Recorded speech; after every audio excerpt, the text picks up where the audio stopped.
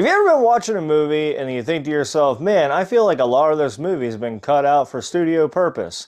Well, that's what you're going to get whenever it comes to Salem's Lot.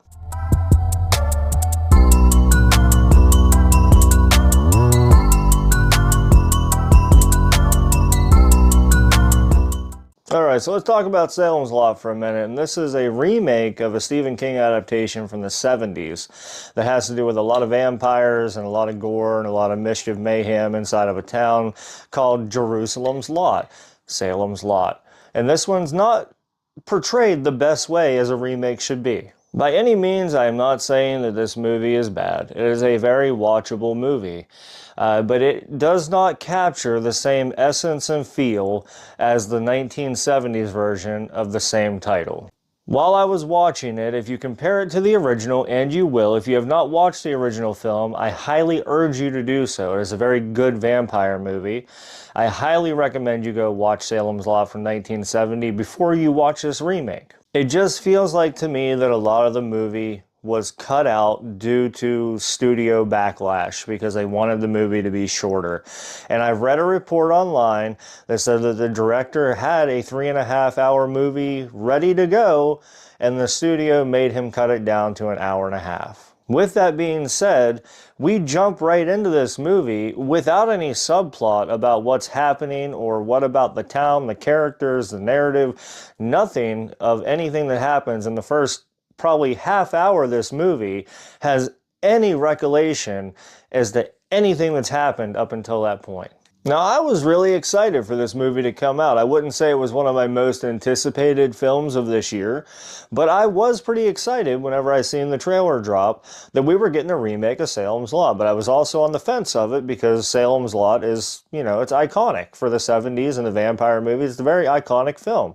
And with the star power that they had attached to this remake, I had higher hopes for it. You know, we had Lewis Pullman, we had Spencer Clark, William Sadler, Mackenzie Leah, and then we had Alfie Woodhart as well. And all that star power, it just doesn't own up to what it should. All things considered, if you've never seen the original and you go into this blind, you might enjoy this movie. If you have seen the original and you're going to compare it to the original, I don't think you're going to like this movie at all.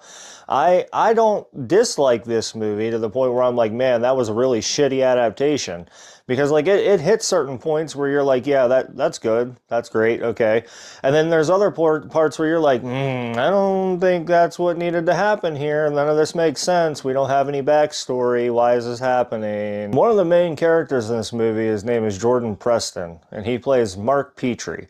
Now he's a little kid that goes to school, and right off the rip, you can tell that this kid is going to be the absolute star of this movie, and he is. Everything this kid does in this movie is the best part of this remake. He's got like this nerdy adaptation of like figurines and doing skull makeup and makeup effects, but he's also like this hard-ass kid that's like, don't fuck with me or I'm gonna fuck you up. Which goes to show you that even if you have a bunch of star power in a movie, a up-and-coming star can just blow you away in every way, shape, or form. I do want to talk about a couple positives real quick, and a couple of the positives for me is this is shot really well. It makes you feel like you're in that time era, and some of the score that's set with it is also very well. It creates this eerie feeling of the darkness and the vampiric moments that happen that make you feel like you're in a horror movie. Some of the other positives for me is I don't dislike the casting choices. I think everybody does what they're supposed to in their own right. I think Jordan Preston's character and Mark Petrie just blows this movie away. I think once you watch this movie and you see this kid's character, you're going to be completely blown away from what he does, and you're going to keep your eye on this kid. He is definitely an up-and-coming star. If you're into like Stranger Things characters, like the 4 kids from Stranger Things, you're going to like Jordan Preston. Now, my negatives, my biggest negative for this movie, or mixed thoughts as you will, is I feel like a lot of this movie has been cut to pieces. I hope that in a future date that the director releases a, director's cut of this movie where the full 3.5 hours is there. That way everyone can relate and encapsulate all the great moments that were probably cut out by the studio. And for my second negative here, I'm going to go on a limb and say that this movie was just thrown out because it's Halloween season and it's Salem's Lot and Stephen King's name's attached to it, and the studio felt like they could throw it out there, cut an hour and a half of it, call it a day, and make a bunch of money off of it. And I'm going on a rant here about that, and it kind of ties into my first negative, but it's a big chunk of the movie that is missing through the aspect of knowing what's going on.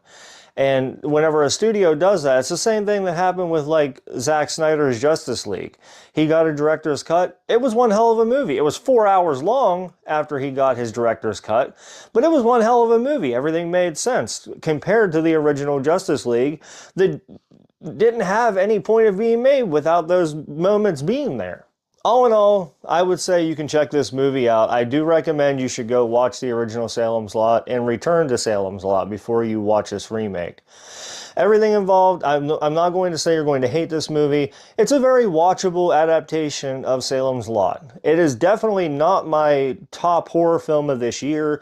It's probably more toward the bottom of my horror films watched this year, and probably of all time. I'm not going to give this remake any justice that it doesn't deserve. Jordan Preston deserves a giant shout out. I can't wait to see what this kid does. Other than that, it's probably going to be a very forgettable remake for me.